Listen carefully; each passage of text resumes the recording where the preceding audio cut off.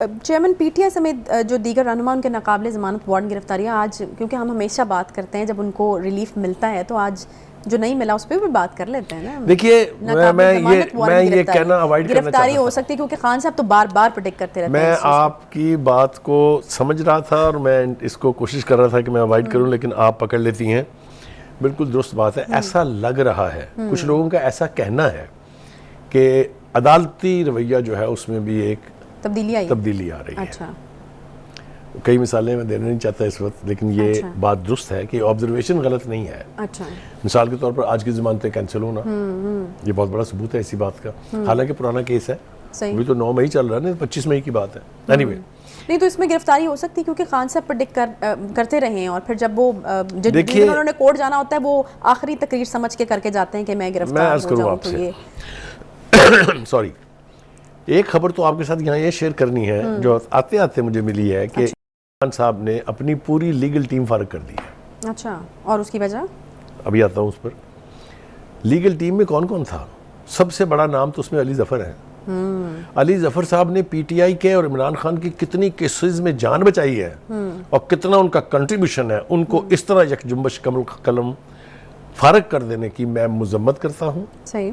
और ये अच्छी मिसाल नहीं है। खान साहब के करीब होने के लिए अब लोग 2 बार सोचेंगे। मेरी बात रिकॉर्ड पे रखिएगा। अच्छा। ऐसा क्यों हुआ है? ऐसा इसलिए हुआ है कि 2 अशखास हैं जिनमें से एक का नाम तो है लतीफ़ खोसा। अच्छा। और दूसरे हैं चौधरी एतजाज़ आसन साहब। अच्छा। वो वैसे तो अब कहीं के भी नहीं रहे ना, इसलिए कि ना वो अपनी पार्टी के हैं। वो जिस थाली में खाते रहे उसमें छेद करते रहे हैं। सारी ज़िंदगी उन्होंने रिस्पेक्ट करवाई है पीपल्स पार्टी में, पीपल्स पार्टी ने उनको रिस्पेक्ट दी है, लेकिन ऐसे ऐसे मौक़ों पर उन्होंने डिसोन किया अपनी पार्टी को जिसकी तारीख में मिसाल नहीं है। नहीं तो इन दोनों का क्या कंट्रीब्यूशन है? लोगों को शायद पता नहीं है, मुझे ये मालूम है कि ये भुट्टो साहब के दौर में भी सूबाई काबीना में शामिल थे और फिर इस्तीफ़ा दे के जा रुले थे असगर खान साहब की पार्टी में, तहरीक इस्तक़लाल में। अच्छा।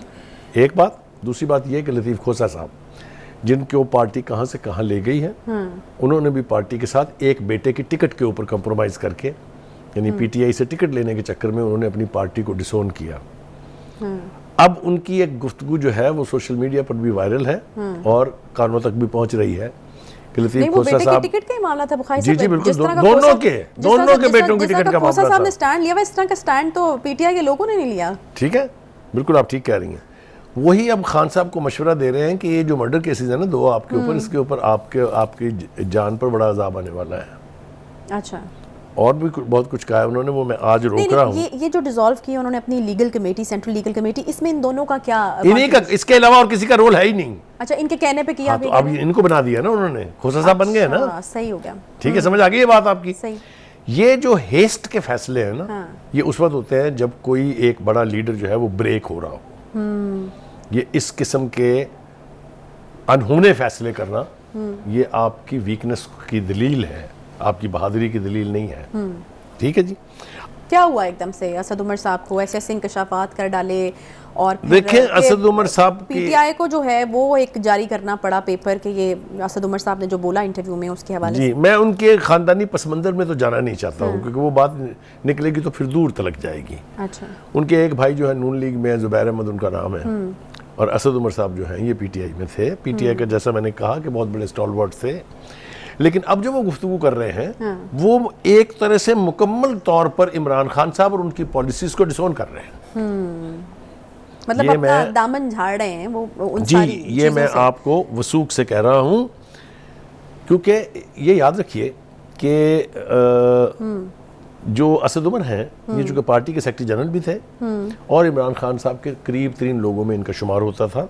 लिहाजा वो बात जो उस वक्त कहते थे उस पर भी बड़ा लोग रिलाई करते थे, और अब जो वो बातें कर रहे हैं उस पर भी लोग सीरियसली सोच रहे हैं कि क्या कह रहे हैं, वो क्या कह रहे हैं। उन्होंने एक तो ये कहा जी कि जो मुज़ाकरात के 2 दौर हुए थे पीडीएम की हुकूमत के साथ, उनमें पीडीएम को हम यहाँ तक ले आए थे कि वो डेट देने के लिए तैयार थे असम्बलियाँ तोड़ने की। वो कहते हैं कि मैंने इमरान खान साहब को और तमाम जो निगोशिएटर मेरे साथ थे उनको कायल करने की कोशिश की कि डेट ले लें। अगर आपने डेट ना ली तो इलेक्शन ओझल हो जाएंगे नजरों से। और वही हुआ। लेकिन उसने इंटरव्यूअर ने उससे पूछा कि ये फैसला फिर किसने किया? कि नहीं लेनी, कि नहीं हम ये वापस आ जाए यहाँ से। उन्होंने फिर इसकी वजाहत की कि कोई भी फैसला पीटीआई में, बड़ा फैसला, वो इमरान खान साहब की मर्जी के खिलाफ या मर्जी के बगैर नहीं होता। अच्छा।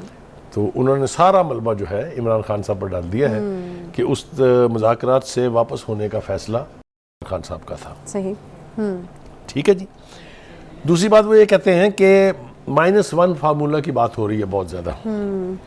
-1 फार्मूला उनका ख्याल ये है कि वो सिर्फ इसी सूरत में हो सकता है खान साहब खुद माइनस हो जाए। अच्छा, वो कहें कि मैं बैक पे जाता हूँ, वरना नहीं हो सकता, क्योंकि वरना वो कहते हैं -1 का मतलब है माइनस पीटीआई। यानी अगर किसी ने माइनस कर दी खान साहब को तो पीटीआई फारग हो जाएगी। Which is true, मेरे ख्याल में आप भी बिलीवर हैं हाँ, मेरे ख्याल से बिल्कुल वो ठीक कहते हैं। PTI is all about सही। ठीक हो गया जी। हाँ। उसके बाद वो कहते हैं कि